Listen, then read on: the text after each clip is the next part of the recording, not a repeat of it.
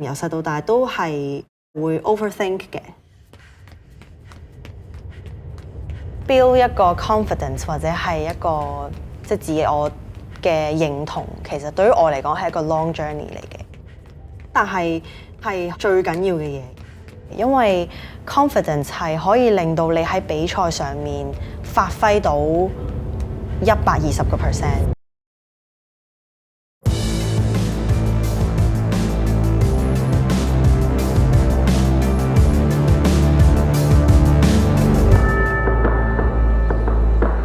我其實係由中學學界開始接觸長跑嘅，咁嗰陣時學界每年都有一個 cross country 啦，1年1次嘅啫。咁我自己一開頭都係 randomly 被老師揀咗去參加，跟住去到後尾大個咗嘅時候，就好想喺嗰個比賽入邊有進步啦。咁所以慢慢就投入越嚟越多嘅時間入去訓練。去到大學嘅時候就真係萌生咗一個想做全職運動員嘅諗法。馬拉松呢一個運動係好反映到你自己本身嘅性格啦。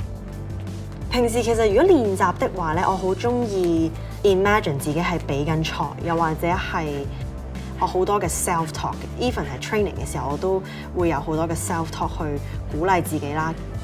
同自己去一個對話，因為其實馬拉松都算係一個極限啦，push 你自己身體去一個極限嘅位，咁所以去到可能 half point 25K 去到28K 呢啲位咧，心魔係好容易會出現。佢話俾你聽，你唔得啊 ，keep 唔到呢個時間，或者你係可能 not your day 咁樣。我覺得自己一直都唔係一個好有信心、好有自信，又或者係對自我形態好強烈嘅人嚟嘅。咁但係有時就係你只要 hang on。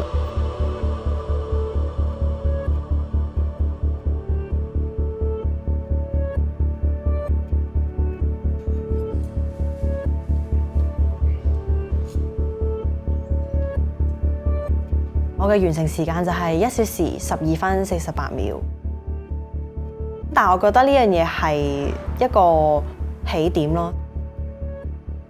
然之後我會想即係俾到一個更加大嘅動力，我去 chase 一個更加快嘅 PB， 更加遠嘅 PB 咁樣。我諗能夠代表香港參加奧運會啦，呢個可能會係我作為馬拉松運動員嘅一個 pinnacle 咯，係咯。其實我覺得自己而家已經係 fulfill 緊我嘅 dream， 就係我想做一個全職運動員啦，我想成為一個職業嘅運動員。咁我覺得自家已經係 fulfill 緊，係。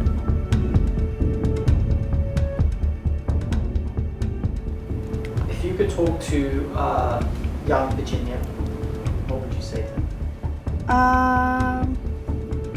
我會同佢講，我覺得 Young Virginia 對自己有一份嘅認同咯，即係都有一個信心去俾自己咯。因為可能你其實唔係話想要 achieve 啲乜嘢，或者你唔係話一定要 chase 一啲 big goals 你先可以有信心，或者你唔一定要係邊一個人，或者你唔一定要成為咩人你先可以有信心。